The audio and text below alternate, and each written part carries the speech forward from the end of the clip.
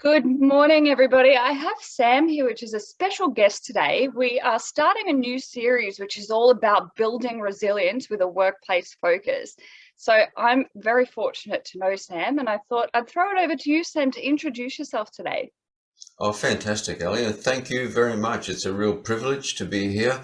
I certainly feel very honored, and I don't say that lightly because knowing you very well, I know that you perform at a very high level, and you expect that people around you are at the same level of thinking and same level of care factor, which I think is really critical. So, thank you in advance. My background is quite simple. I'm currently a performance coach, and that means different things to different people. The short answer is I help people go from where they are to a better place, whether that be around their work, their personal lives, their business, anything where they want to improve their performance, whether it be themselves or in another application. That's what I do. My modalities on my background is quite wide. Probably if I go back, I spent a fair bit of time with neuroscience. I've spent a fair bit of time in evidence-based material. I've also been highly involved in business. I've come from a pretty strong corporate background, really lucky to work with some of Australia's best companies, and I've learned a lot from that. They were very profit focused, but there were also lots of people. So I learned the dynamics of dealing with people, had to be better myself as a manager, because we're all about people performance. Doesn't matter what business it is and under the planet, it's all driven by people. If your people are on board, if they engage with you, they want to work for your business, they love being there, then you're going to flourish as a business. And I think that's one of the key things that Richard Branson talks about in his philosophy. Most people say look after your customers first and the profits come later. Richard Branson doesn't say that. He said look after your people first, and though your people will look after your customers, and then that's when the profits come. So it's a little bit of a contrarian approach, which I happen to love, because I think, and I've been talking a lot already, but people want to feel valued and feel important, like they're part of a process. And I think at our core, that's what is what drives us, and that's what I enjoy, helping people become better as individuals, and the rest just follows, Ali. So I know that's a long answer to your initial question. It's Hope a that gives you great some insights. Yeah. No, it's a great answer, because part of this series is getting to know you, getting to know different stakeholders, and how we can add value to each other. And I find there's not going to be like one quick solution, Yep. but part of my intention is that we can work together stronger. So it's great to know who you are, what your values are, what you can contribute. Yeah, look, absolutely. And look, I mean, I think I've had a lot of, well, I know I've had a lot of life experience. I mean, I've had a few hits, like most of everybody has. Mm. And, you learn from those things. And my experience as an individual, my experience with my own personal life, I mean, I'm Brisbane born, got four kids, come from a very strong Italian family. So I've had to experience a lot of cultural differences, Mm. coming to grips of seeing the evolution of migrants in this country. So, all that combined, plus things that I've personally have come across, has just meant that your tool bag is pretty full of Yeah, for sure. experiences. I So when can I imagine. combine that with my passion for people and being better perform, and because that came from me, right? I mean, at one stage I felt like, I was floundering and I wanted to be better. I just had this desire that surely I've got a gift to give. Surely I can contribute to this planet. What is that?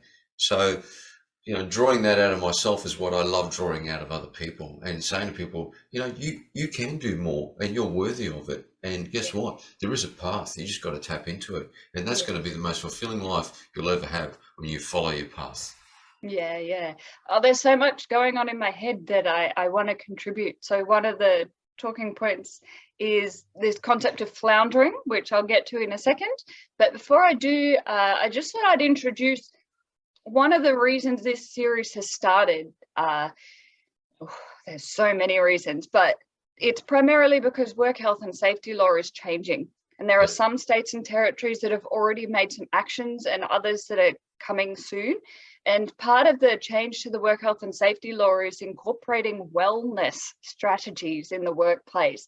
So moving forward with a people first culture, or making sure that workplace leaders and managers are accountable for not just their staff work health and safety issues, like for example, working remotely, you might have to do a checklist assessment as to, is that a safe environment? Well, what are we doing for the well-being of our team that could be at home isolated? You know, so it's a new area. It is a bit of a game changer. Some spaces are inundated with illness due to COVID right now, shortage of staff, increased stress, change of legislations, piles and piles and piles of too much to do, you know. And this is a time where you cannot afford not to look at the people first lens. And part of this movement forward, you know, I put resilience in the forefront of this series because we need to get away from short term into actually preparing people for the medium to long term, not just churn out more staff like that, but invest in yourself, invest in others, and you will see that return. You'll save money along the way, etc. So I just thought I'd bring that concept in because that's one of the reasons this series started.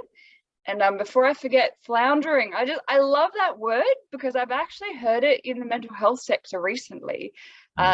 They're talking about mental health being a continuum. It's not you're well and you're ill. We think of it sometimes black and white. It's we're all going to be on a roller coaster of we're well, we're challenged, we've got things going on, grief, loss, life, you know. But from what I was hearing in the mental health sector is they're actually talking about there is a space where we can actually still teach people to thrive in this space of floundering through and finding our wellness space, because it's almost unfair to think that someone has an illness and they can't have a quality of life.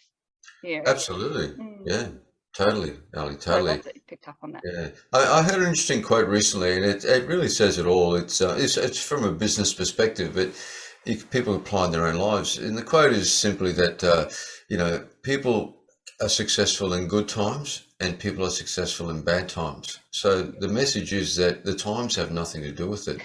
It's really the mindset, the strategies and the attitudes that people have that make a difference. But absolutely, the world's changed. It's a different dynamic. You know, people have to just accept that. So, you know, we have two choices. We can either wallow in the whole, I don't like this change, and that's going to be painful because we're resisting life. It's just the reality. It's changed. Or we can just say, right, what can we do about this situation? How can I evolve? How can I create a new dynamic here? How can I make it work to my advantage? How can I contribute?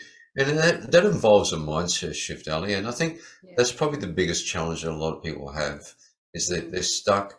You know, you mentioned, you know, floundering. I like to use the word squandering as well. You know, like while we're debating about how things should or shouldn't be a certain way, we're actually just wasting our lives, right? We need to just move on.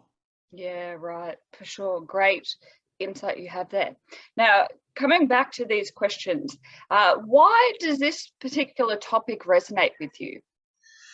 Resilience is a passionate topic for me for many, many reasons. I think probably the number one thing is that, look, life is not easy. I think a famous prime minister said that, right? But we're going to get hits. We're going to get knockbacks. Not everything's going to go to plan, and it's just going to happen. We're in a Pollyanna life if we think that everything's going to be rosy. We're chasing this outcome where life will be simple, no hassles, without any problems or challenges, and that's just not going to exist. I know we can think all the positive things under the sun. The reality is that we are going to experience setbacks. And we are going to experience hurdles and obstacles. So knowing that, and that's a given, that's a constant. So resilience is about being able to deal with those things, accept them, have a strategy on how to cope with them, and make the most out of the situation so you can bounce back as Mm. fast as possible. And Yep. to me, resilience is all about bouncing back because we're all going to have it. You, me, and everybody listening to this call is going to hit a point, some harder than others. And my hope is that it's not too hard. But when you do hit a point, you want to say, right, okay, I know what to do here. I know what I can change. I know what strategies available to me, and I'll get through it. Yep. And they got to say to themselves, they've got to have the belief that I can handle it. And Yeah. if we just have that mindset of I can handle it, I can handle this, I can get through it, and that's going to be a winning step. So that's one of the reasons I feel very passionate about resilience, because number one, it's going to happen and people need to be prepared for it. Yeah. And the number two thing is that, look, the strategies to deal with it are really, I say simple. They're not easy, right? Yeah. They're not easy, but they are simple. There's some steps involved. And you've got to get into the habit of doing those things. And I think that's where I'm most passionate about, is to say to people, because people's instant reaction is to go, oh, geez, how bad is this? Okay, yes, it's bad, but let's just pause and let's just work through the process. And if you're able to get people to do that and go step by step, they come out of it in a calm, controlled way. And at the end of it, they go, oh, okay, wasn't too bad. And now they're a little bit more prepared for the next one. Yeah. So they're the two areas why I feel quite strongly about resilience. And I Yeah. guess the third one, and look, this is a bit more of one that's a bit advanced for some people, but I think there's some perception issues a lot of people have to have, like they have a hit and all of a sudden, the world falls apart. And this is a quote I sort of came across, well, not really a quote, but an analogy. I thought, your worst day, doesn't matter what it is, your worst day in this life is someone else's dream day, right? Yep. Yep. Someone else on the planet, you take, there's plenty of examples. Someone else on the planet would give their life just to have your worst day, right? So that makes me realize that our problems or our setbacks, it's a perception issue. And that's one of the things I feel quite strongly about, is changing people's perceptions, because when we do that, we're able to get a little bit more relief and take the pain out of that sting of that setback. And to me, that's what resilience is all about. For sure. A few things going through my mind again, just from your talking points. Initially, I feel like with COVID, it did show us that we weren't all created equally. Some possibly were more challenged by it than others. And another comment from the mental health sector is, it was really interesting being on interagency networks that were really concerned for some of our most vulnerable people in communities. So people from disability backgrounds, or could have already been diagnosed with mental illnesses.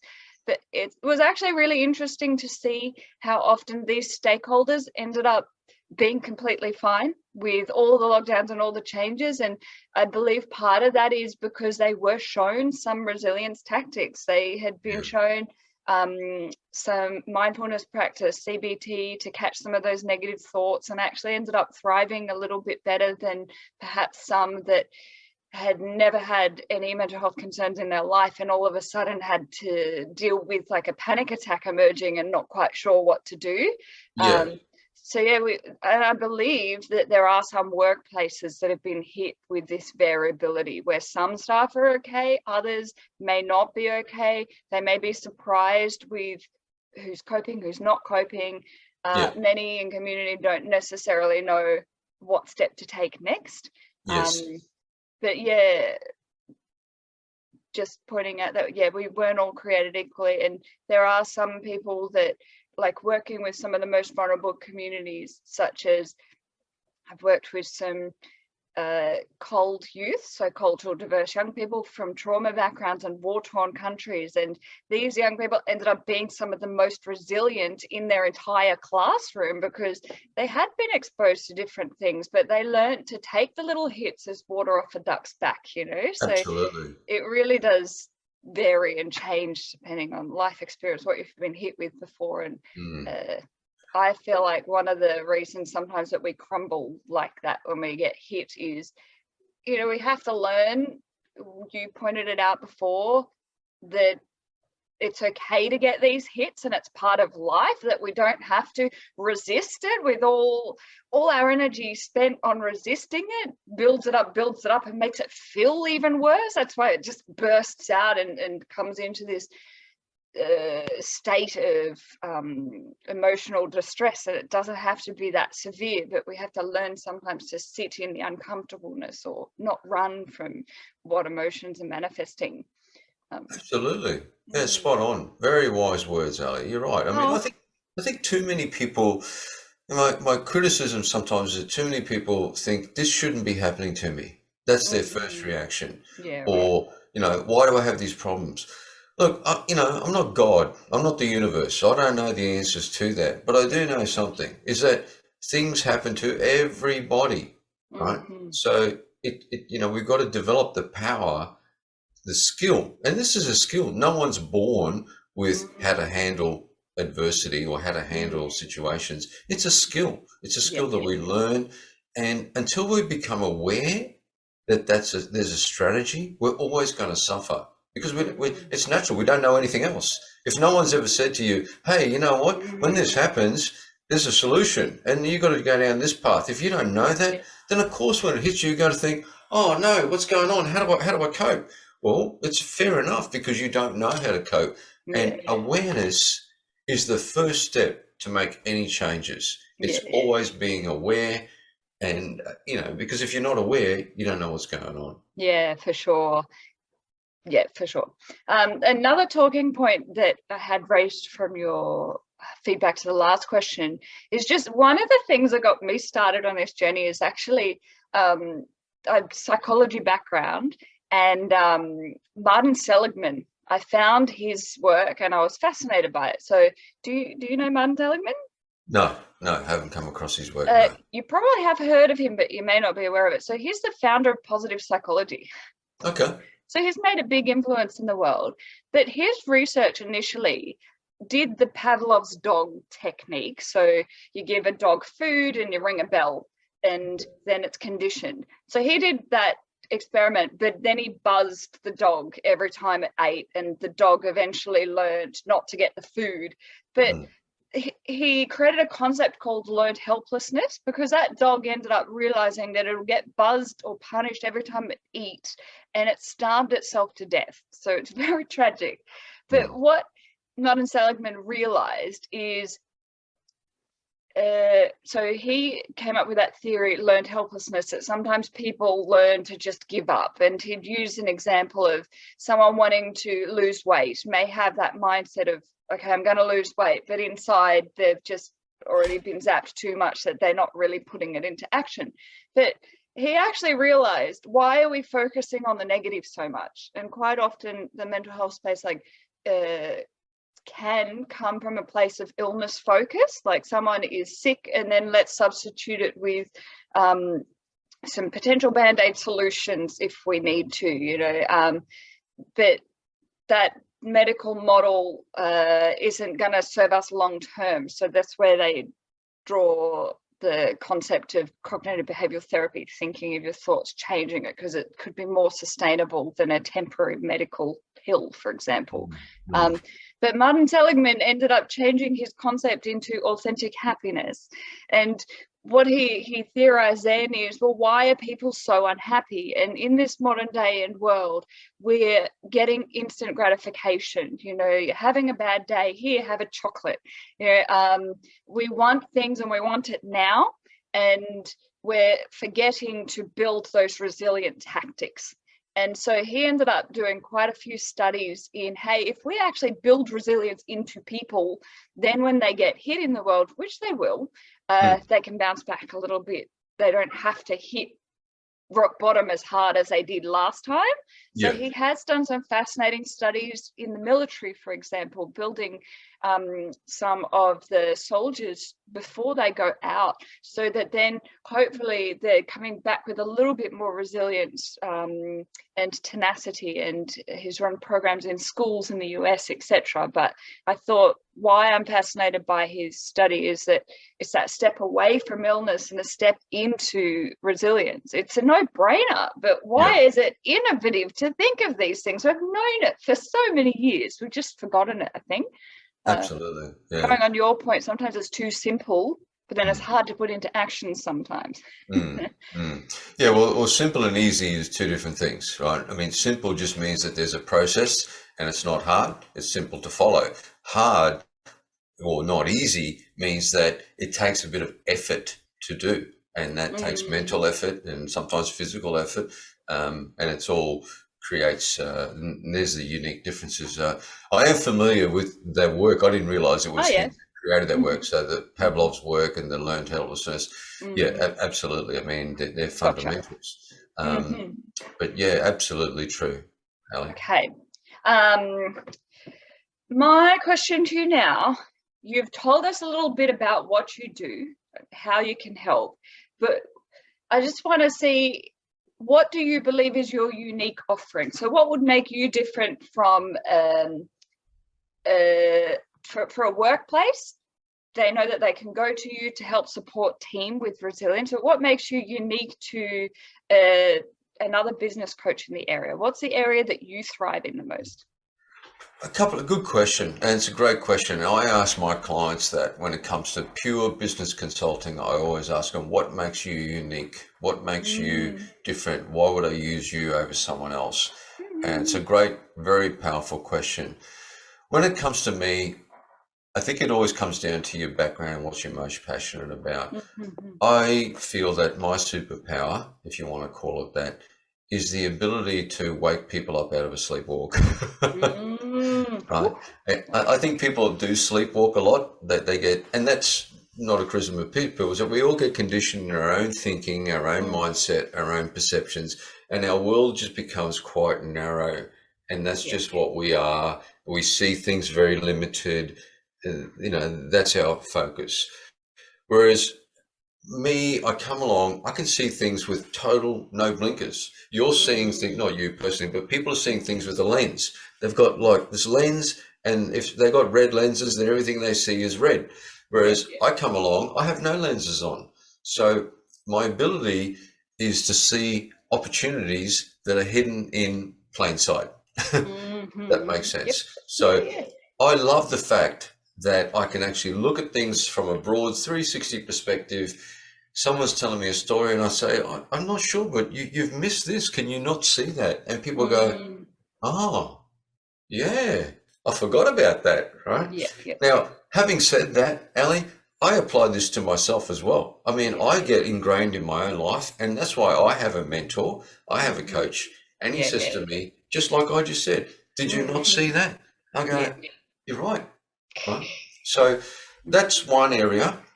But the other area, and I see this as a real problem in society, people make things way too complex than they need to be. The solutions are really simple, and people that dwell in complexity, I think they've got their own agendas sometimes, right? They make money out of it, or they get people engaged for longer than they need to. There's some kind of gain from them. But my philosophy is always stay away from the complex, go with the simple. So I actually take pride, even when I see research material, I read the work of other of psychologists, or I always try to condense it. And I say, how can I just take the bare bones out of this? How can I deliver this message in 10 minutes to someone that I've just read 3 hours of work and material? And it's not always possible, but that's the challenge. If you can do that and you can simplify something, see, as human beings, the simpler something is, the more likely we are to understand it, and the more likely we then we're able to put it into practice. If I said to you, Ali, here where you are right now, the first step is to do this one. You're more inclined to do that one step, rather than me say to you, okay, Ali, these are all the things you've got to do. You've got to happen all tomorrow, and don't forget this and don't forget that. You're going to be overwhelmed, right? Overwhelmed. And that's the opposite to what I do. I try to make sure I get people to where they're at right now at this one point and say, right, what's the very first step that needs to happen here? Let's concentrate on that one. And then once we succeed at that one, let's develop the next step. So they're my answers. From creating the complexity, from the complexity, making it simple, waking people up out of a sleepwalk and seeing things from a 360-degree point of view, and get people out of their own way sometimes. I really resonated with the wording, getting people out of their sleepwalk. Yeah. It's just very deep. And I think it is very important. So thank you for sharing. And look, I am quite passionate about it because, I mean, look, we all bring passions of things we've experienced, and you know, there was a time, and this sometimes evolves. You know, you get involved in your own world and you lose track of what's outside. But I really think that a lot of people just need to get a lot more perspective, and perspective comes from just more information or more insights or more awareness, as we talked about. And, yeah, for sure. And it's coming into a new day of, I don't know, that's not the right wording. I'm trying to say a new dawn, right? Because what I'm hearing in the mental health sector is, yeah, there's been way too much focus in this illness model. And there really is that need that they're starting to advocate for prevention and wellness. And they're actually starting to identify the space where coaches are an opportunity to build skills to keep us in this wellness space. And like floundering coaches, for example, is a word that I've heard. Not, I don't know if that's the right terminology to use now, but it's just that because we're not ever gonna be 100% rosy every single day, and we do need some of these external supports. Like, we take it into a different sector or topic, you know, people use personal trainers to take them on a journey to get into their peak state. So this is definitely a space or opportunity for individuals. yeah, absolutely. And one of the things you just mentioned there that really sort of hit home, and I think you summarized it well with the mental space industry, is that I think a lot of people, and this is where what sets you apart, Ali, a lot of people focus on dealing with the symptoms, right? They're after, right? They're dealing with people that have already got the problems, and how do they manage it back, and how do they improve the situation? Whereas you're the opposite. You look at, well, what causes it? How can we prevent? Right? Let's forget the symptoms. Not forget. I mean, that's an area of focus. Yeah, absolutely. Like in every situation, there's going to be symptom driven once people are at that point. But the real opportunity to change this whole space and all these numbers that have been spent on sickness and unproductive time, and the I think you pointed out billions of dollars that get spent in this area. The real opportunity is to attack the cause and attack the prevention, and look at clearly something needs to change so that we don't have the staggering statistics. And that's a proactive approach. That's a positive mindset. That's a mindset of, right, what can we do about the situation? Let's not react. Let's be proactive. That's a key fundamental difference.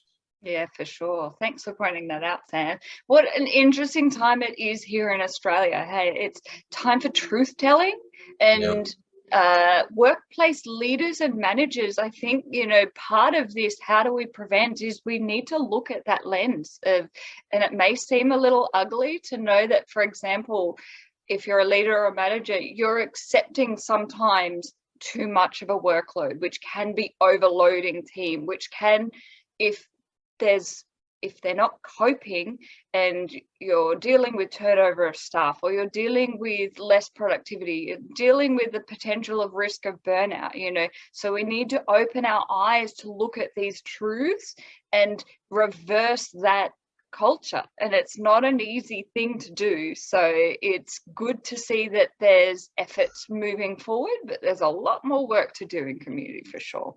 Yeah, absolutely. And Ali, you know, that's why I really, really applaud what you do, because you look at it from that proactive point. and you say, right, what can we do to prevent this? Prevention's better than cure any day of the week. Right? And you see, here's the thing that I think a lot of companies miss when it comes to this whole space of prevention.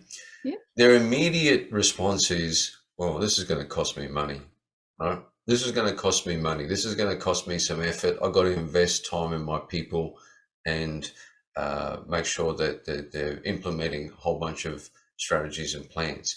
But what they fail to realize, yeah, it'll cost some money. But you know what? It's going to cost you more if you don't get this right. You're going to pay more at the other end. When people are not able to perform, or they're having that mini breakdown, or they're at the point that your business is going to suffer, your clients are, have been impacted, that's where the real cost is. That's huge. So you're better off just spending a little bit of time, energy, and resources at the beginning, getting it right from the start. And if you get that right, you'll eliminate the other part. It's just, it makes sense.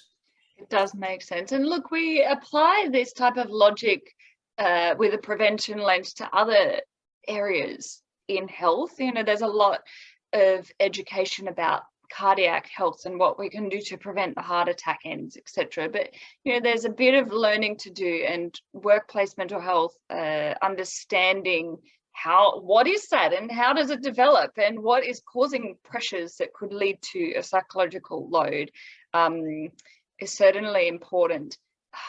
There was something else I was going to say and I forgot. I don't know, it may come back to me. No, absolutely. And that's the thing I see with a lot of businesses. And there's a little bit of hypocrisy that goes with that. Like I see businesses that talk about how much they care for their employees and they value their customers, and all wonderful things to say. You look at, you pick a couple of companies, you go to their website and you think, oh, what a really nice company to work for, and oh, what beautiful attributes they have. And then, you might ring up the company and the way the person answers the phone, the receptionist says totally the opposite. It does. I think, okay, well, there's your opportunity. That person, you probably haven't communicated to that person what your values are. And probably, why? Because you probably think that person's not really that important. But guess what? They're the most important person in the organization when someone rings in. Yeah. So invest time in your people from the start. For sure. I now remember what I was going to say. I saw a meme the other day on LinkedIn, but I just thought it was so spot on. It was a HR manager and a CEO, and the CEO chats to the HR, one of my workers wants a pay rise, but we can't afford it. So what do I do? And the HR manager said, just pay it. And he said, but I can't afford it. What are you talking about? And the HR manager pointed out, but you can't afford to lose that person, recruit a new person, and train the next person on all the knowledge that individual carries with them. So you can't afford not to listen to that. I just thought it was really interesting. Absolutely. And look, when people, in that example, if someone came to you and they said they want a pay rise, that's a trigger to say, something's not right in my world. I'm not feeling valued, or I'm not happy. And all the pay rise, not all, but I mean, in a lot of cases, the pay rise is compensation for me not being at my best. Acknowledge me. Yeah, absolutely. Because you know what? I know people that are happy to not get a pay rise as long as their work environment is a joy. Yeah. And they love coming to work because they feel a sense of contribution. In fact, sometimes you hear stories of people taking, not so much a pay cut, but putting things off with an organizations financially so they can be part of the cause and keep working towards and keeping a company sustained. Yeah, I mean, I met someone recently who was working for someone, and the person was suffering financially, and the person said, look, we can either close down or you guys can work for me for a lesser amount of money. In some cases, if you want to work for free, but it'll keep the cause alive. Now, unanimously, everybody said, we'll work for a little bit of time for free because we agree with this cause. Now, that's an extreme situation, right? And I'm not suggesting that that's the answer for everybody. But what it highlights is that people don't always necessarily have the money that motivates them. It's the cause. It's the satisfaction. It's the knowing that, And these particular people in concern, they will be in a position where they might literally change the world with some of the things they're doing. Oh, And they want to be a fantastic. part of that, you know, they want to be a part of that. So Yeah, I know what you mean, because it does happen in the non-for-profit world, and yeah, for the union bodies, bit of a nightmare. But that's not what we're talking about. Like, it's different if it's clear upfront arrangements, no one's being pressured, cornered, etc. But I have actually heard that, like, I've been curious to read stories of top CEOs and what they do, and I've heard how sometimes some big companies can come into financial strife, and how the owners have put themselves on a $1 salary over a really tough year to kind of pick themselves back up again. So there's always solutions to things, and there's out of the box thinking can certainly help. yeah, that's spot on. And that's actually, I think what you quoted there was the story of Lee Iacocca. He came from, I think he came from, I think he went from Ford to Chrysler, or the other way around, I can't remember. But he was so determined and so passionate about the belief that he had of what he could do for that organization. He said, I'll work for $1 and then I'll get my return later after I prove that, and so, his history is full of those sort of examples, Ellie. Yeah, for sure. Okay, getting back to the questions, what is one potential tool that you can share with us now that may be able to assist someone? So I get the impression with you, I know you, Sam, and what you deliver to workplaces, because I understand that one of your services is public speaking, so you can speak to a whole group of people, a whole workplace, like a whole team. But you also work with individuals one-on-one. You could also work with workplace leaders and managers or teams. So there's a few variables there. But is there, if you had a chance to just share one piece of knowledge, I think focusing on that individual level, what is something that's a practical tool that you could share with us today that someone may use in this resilience building space that could help them thrive a bit more as an individual so that they can bring their best foot forward in the workplace? Yeah, absolutely, Ali. And yeah, I can think of many things, so I've got to try and pick one. Look, I think the first most important thing is to differentiate between what you can control and what you can't control. Too many people spend time and energy in things that they cannot control. And that's going to lead to nowhere. So the first thing you got to say to yourself is, okay, out of this situation, yes, I'm not thrilled with it. I'm not happy about it. But what can I actually control, or at least have some influence over? And focus all of your energy on that area, and resist the temptation to get into the blame game, the complaining game, and all of the putting it out there saying, this shouldn't be happening to me. This is someone else's fault. This is, you add whatever you want into this space of all the things you can insert, and you can add the blame game in there. But none of that is in your control. You can't do anything about some of those areas. If you can do something about it, then that's an area that shifts over to the control. So you need to have like a line and say, what can I can't control? What can I can control? And start spending your time in that area as to what you can control. That's probably my number one tip when I find that these sort of things happen. And the other one, if I can digress with a subset of that, and this is one of my favorites, is to say to yourself, well, let me just put it in perspective. Quite often when we have a situation happen to us that we don't like, right, we immediately start thinking of all the negatives. But one of the things I've found after running years and years of seminars, I've said to people, give me one event that's happened to you that you may not have really liked at the time, or you didn't want, or it was imposed on you, or some level of change that wasn't really your flavor, right? Think about that. And then this is something in your past. And then you think about that into the future or now. And I reckon the chances are really high that if you look back at that event and you think, well, you know what? Some good things did come out of that. Some great things happened. I was able to explore some opportunities, or opened up a new path, or it made me learn something about myself, or it made me resolve that I'm going to be in a situation and never let that happen again, or some kind of growth or some experience. So chances are really high that out of that event, some positives came out of that. So that leads you to the analysis. Well, right now you're thinking that there's nothing positive, but time will tell that there is something positive. So get into the habit of trying to identify right at this very moment, what's good about this situation. And if you can't think of anything, say to yourself, what could be good out of this situation? What could be good out of this situation? So when you stick with those two things, plus staying with what you can control, I think that's probably my biggest tip for anybody, including myself regularly. The people I love, the people that I care about, that's always my go-to. After you've obviously had a level of compassion. I mean, you can't just jump into that. People think, oh, I didn't ask for a solution. Why are you telling me all this stuff, right? So we got to have the care factor. We've got to listen and understand, because by doing that, there could be some things that we don't even know about, right? That could add dimension into the depth of what's going on.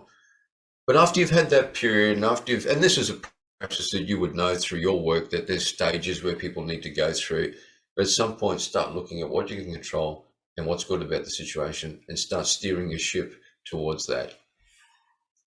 I hope that's helped.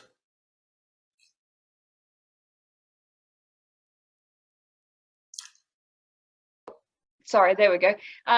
What I hear from you is an echo of a point that you raised earlier, which is sometimes it's some of the simple things that putting into practice may or may not be easy, but just starting with what I can focus on, what is in our control and not in our control. That is such a simple philosophy to live by, but definitely putting that in practice, like I can imagine that concept alone. Like I'm thinking of a lot of the small to medium business owners, when there's so many stresses on your shoulders. Mind you, business owners or large enterprise or medium enterprise, they have just as many different pain points to also be dealing with. But if we are articulating and focusing on what's in our control, certainly we can pave a pathway of ease, rather than this butting our heads against a wall with things that aren't quite working. So for sure, that's a fantastic, simple philosophy. Yes, it can be challenging putting into practice. And the second tip you had there, 100%, like I agree and resonate with that very concept that, some of our biggest challenges, you never know how it's going to influence your life and one day be a gift. And obviously, me and my work, but my initial story is now what's giving me a voice to advocate in the suicide prevention space, which is a fantastic gift to be able to pay forward. So absolutely, you're right that it has to be the right time sometimes to be able to sit back and see those insights, but we are all a lot stronger than we think we are. And I believe in that journey, just sharing from my own story, is we can sometimes close the doors of those things that happened in the past that are most challenging, but actually they're the most powerful parts of our stories. So I can understand why we as individuals through a personal development journey could benefit from spending some time in that space to really help understand who we are, how we articulate our strengths, because it is a pathway to being our best selves. Because if we're not acknowledging that, it's the exact concept we mentioned before. We're running away from it or resisting it, which builds pressure until it explodes. But actually, sometimes it's about sitting in that uncomfortableness. Yeah, absolutely. Thanks for sharing.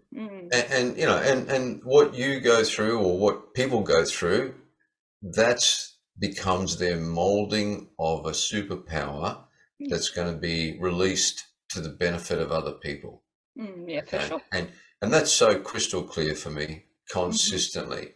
When I see people go through situations, if they haven't already arrived there, I say to myself, this person's going to have a powerful impact somewhere by virtue of that story or that situation. And that's what makes things reflective. I mean, you look at, look how many people you've touched and improved the lives of, Ellie, right? You take it to a deep level. Look how many people you've diverted from a really, really tragic worst case scenario, that you've diverted them, you've let them change lanes, you've let them see that they didn't have to go down that path. They know what would have happened if they were gone down that path. You've made them shift. Now, if I had to count how many people that you've made that shift for, that'd be a big number. So, that wouldn't have happened. And this organization that you run and the influence that you have on people, the ripple effect you're having, and I'm not only in this country, but will ultimately be worldwide, would not have happened if you didn't experience your own challenges. For sure. And that's the long and the short of it. And when you look at all that, man, that's a rewarding thing. You go, yeah, absolutely. It was, it was valuable. It was worth it. For sure. And it is an exciting time to know how important and powerful that voice is now, where the health sector is starting to shift in this wellness lens. Finally people are waking up for this prevention space and building early intervention skills for wellness. So it's great to hear. My final question to you is, how can we help? What is the ideal place to position you? In my network there are union bodies, politicians, workplaces that are small, medium, some larger enterprises, etc. So how can we best position you? How can we help support you to continue your mission to help people thrive at their best? I'm essentially a problem solver, and that's what I like to do. And the way I like to do that best is to be in front of people through keynote presentations. I'm happy to talk to a group of people. If an organization thinks to themselves, what's their biggest challenge or what's their biggest problem? And it could be around procrastination, it could be around time management, it could be about productivity, it could be lack of strategy, or it could be they're stuck in their ways, they don't have the right mindset. If an organization was to think, okay, what's my number one biggest problem? Well, that's what I do. I'll talk to you people as a group. It's a non-threatening environment. See, because when I talk to everybody, I keep it generalized. So I want everyone to get some kind of tip or some kind of tool or some kind of takeaway. That's my whole objective when I talk to an organization, is just, let me understand what the problem is, and then let me help you with a solution and give you some ideas, some insights that you may not have thought of, and you can go away, you can implement them. And if you want to do work later, that's great, but it's not about that. It's all about me solving that particular problem you have right now in this position. So for me, anytime I've got an opportunity to do that in front of a group of people, that's my preference.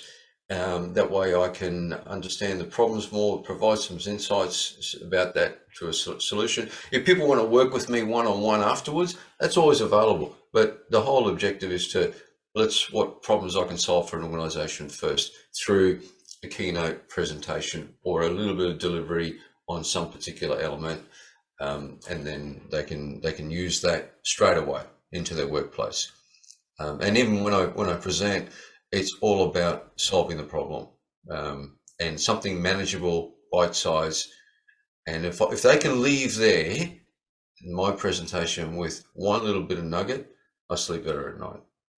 Yes, for sure. And I have personally had a chance to sit through a few of your presentations, even if they're shorter, condensed snapshots. But I have found walking away from them to be completely energized, having some really clear dot points of focus. And I found it really helpful that you provide some frameworks for people to lean on and to work with. So I do definitely contest to you very well versed for a group setting. And obviously it sounds like you come with that ability and capacity to be able to tailor, content to address what that workplace needs, not just come in with your own agenda, but let's actually add the most value by figuring out, well, what is your actual problem first so that we can come at it. Exactly. Fantastic. Exactly. And that's you hit the nail on the head. Now, that's the thing. I could broadcast and say I'm good at this and I'm good at that and all the rest of it. That means nothing to people. What people want to know is, can you solve my problem? And my answer is, well, I want to understand your problem. I understand your world. What's going on? What are your challenges? Where, what's the lever that we can pull that's going to turn the needle in your business or in your personal life? That's what I'm looking for. Tell me the lever, and I'll be able to help you with that. Maybe not. Sometimes I can't. Sometimes, you know what? That's a bit beyond me. I don't have enough expertise, or I might be able to suggest someone else. But that's the first part, is the lever. What's the biggest problem? And we can go from there. But I appreciate that, Ali, because I know that people's time is valuable. And if I have the privilege of being in front of a group, well, I want to understand how I can impact them in a positive way the most.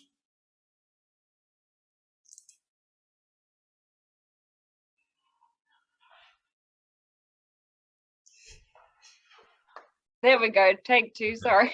That's all right. We have found working workplaces, the most effective you can potentially be is to tailor it, do the work, find out how the sector works, how the dynamics work, what is that standard culture in that workplace, and then fit the tools in and around that. Because sometimes in this early intervention space, resilience building, sometimes it's actually the same messages.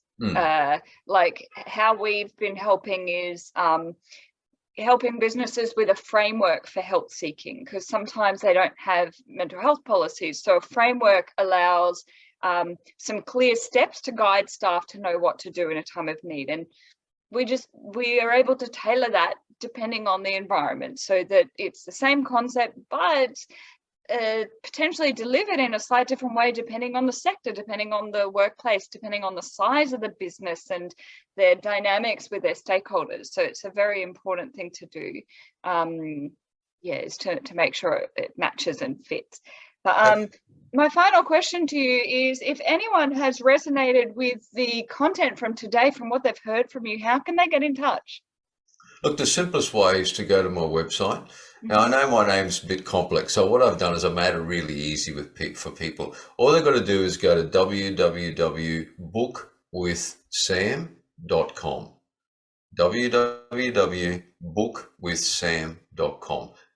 I did that purposely because Sam Tornatore, people get, how do you spell that? They get the number, they get the letters wrong. I've got to spell it phonetically. So bookwithsam.com. Nice and simple. That will actually overlay to my website anyway. There's a form there if you want to get in contact with me. Just fill in the details. One of the things I have on one of my forms, I can't remember which one it is, it actually says, what's your biggest challenge? And that gives me a bit of an idea. But people can actually have a consultation with me. No fee, right? No charge, courtesy of you. And that they will understand. I want to understand their world. And by virtue of a consultation, I want to be able to go into a deeper level into what their situation is. And I might be able to offer them some insights, some ideas they may not have thought of, and possibly even provide them with a breakthrough to change their situation in a very powerful way. And that's an offer to people. Just go to the website, fill in the form. Joanne will pick that up and she'll schedule a time with someone. And as I said, no cost. And so I can understand your situation. Fantastic. Very generous of you, Sam. A no-brainer. If you want to have a chat with Sam, you can jump on the form, and it doesn't hurt, and as a starting point, just to figure out, is it a good fit, and what is your problem, and what are some potential solutions that we can work together with. My final talking point is that this wellness space, one thing that I've understood is one tactic isn't gonna just fit for every individual, and building a culture of wellness actually requires different activities. And there's a lot of evidence out there that health promotion, so what you were saying before, like awareness building, is great, but just one Are You Okay Day once a year as a ticker box isn't quite enough to really embed some of those tools in. And I know there are some workplaces that work with the EAP services, so that's like a free counselling service for their teams. And some workplaces can't afford those services yet, but it's not as simple as just put the crisis services in place, because that's still supporting an illness model. And it's Yeah. not as simple as just your annual Are You Okay Day. There are a million and one different things, you know, we can do to embed different avenues for wellness along that journey. And that's one of the reasons why I'm bringing some real leaders in this space to just have a yarn. What is your talent, your skill, and how can you contribute to this wellness picture? Because there will be businesses out there that are planting different programs in place that can really benefit from the speaking opportunities and engaging these conversations about resilience. And the more we know enough about education to know, the more we repeat things, the more we embody things, you know, and the more we get into this prevention space and people have the actual skills, the less they'll be falling back on that crisis response. So thank you so much for being part of this series, Sam, and I look forward to introducing you to other leaders in this space, and let's continue working together to be stronger in community and build more resilient workforces.